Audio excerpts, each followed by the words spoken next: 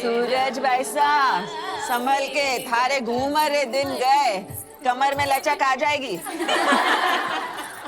अब तो रानी सा करेगी घूमर कल गौरी पूजा के बाद। छोटी रानी सा घूमर रो रंग चोखो जमना चाहिए। रंग तो जमेगा ही सूरज भाई सा, क्योंकि कल ढोल हम बजाएंगे।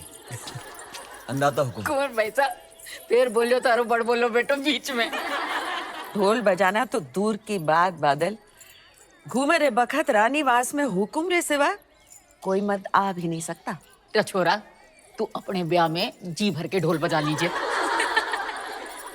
रावल साहब पधार रहे हैं। सब मिलके नई दुल्हन को सता रहे हैं।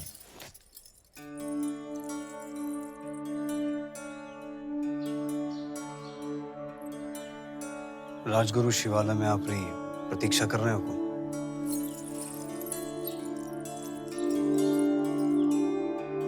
चले।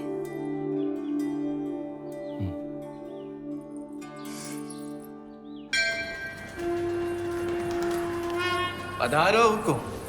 पद्मावती, आप हैं मेवाड़ के मार्गदर्शक और हमारे राजगुरु आचार्य राघव चेतन जी। हमारे सभी प्रश्नों के उत्तर यही देते हैं। हमारी राजनीति भी इन्हीं की देन है। आशीर्वाद लीजिए।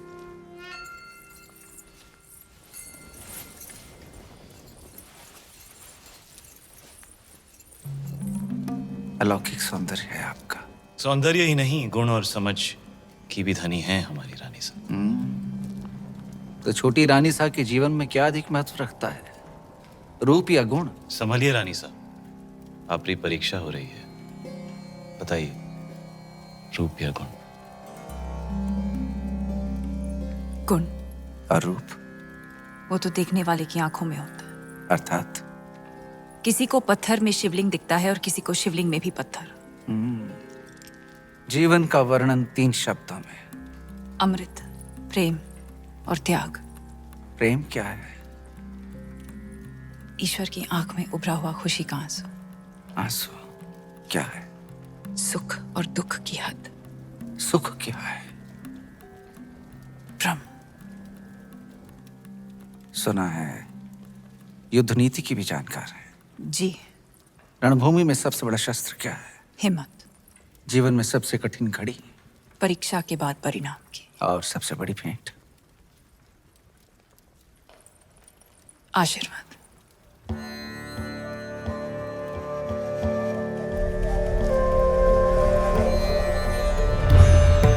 आइए रानी सा।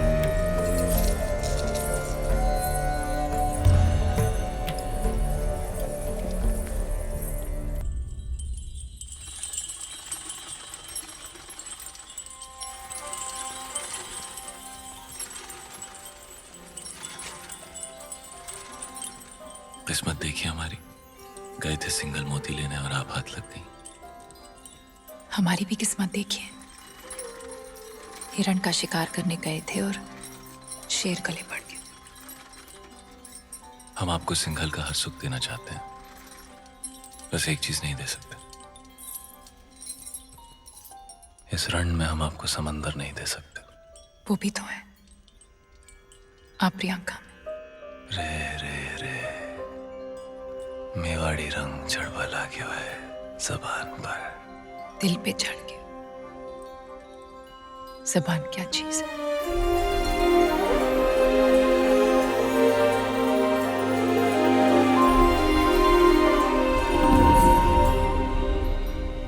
क्या हुआ?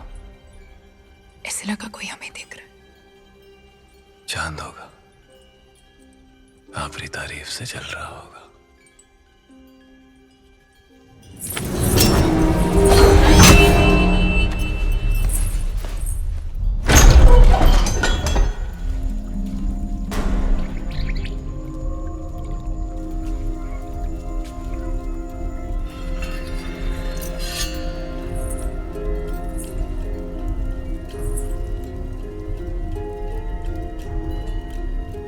कौन हो सकता है? चंदन की खुशबू आ रही, और ऐसी खुशबू पूरे चित्तौड़ में एक ही आदमी लगाता है।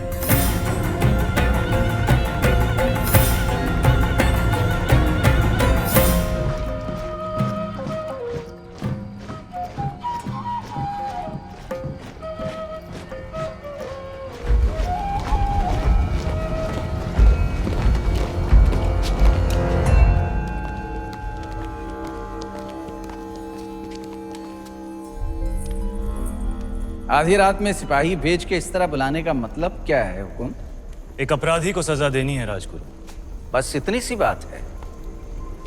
ये कार्य कल सुबह भी तो हो सकता था। अपराध संगीन है, निर्णय तो आज रात को ही होगा। कौन है अपराधी? आप। जिसकी पवित्रता की सौगंध सारा मेवाड़ खाता है वो अपराधी। जिसने रावल रतन सिंह को सिंहासन पर बैठना सिखाया है वो अपराधी। ऐसा क्या अपराध हुआ है हमसे हुकुम? जब रावल अपनी रानी सा के साथ एकांत में थे, उन पलों को देखने की हिम्मत की है आपने। मनगढ़ंत। प्रमाण क्या है? सुजान सिंह, हुकुम।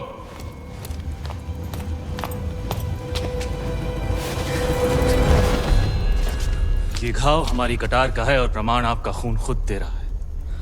क्षमा कीजिए राजगुरु, हमने आपको गुरु समझा, विश्वास किया, चंदन समझकर माथे पर लगाया, पर आप तो चंदन से लिपटा सांप निकले।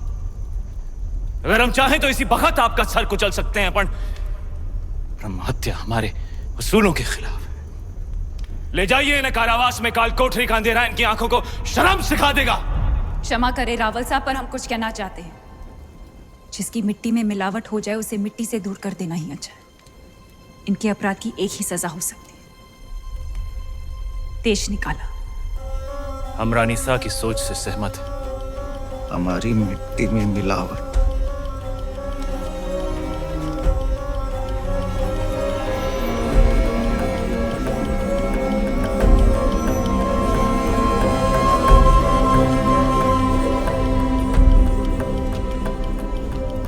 लो पी ली हमने अपमान की आग, लेकिन इस आग में जलकर चित्ता और राख हो जाएगा। विदा करने से पहले अपने गुरु के पांव नहीं छुएगा। सुजान सिंह, हुकुम।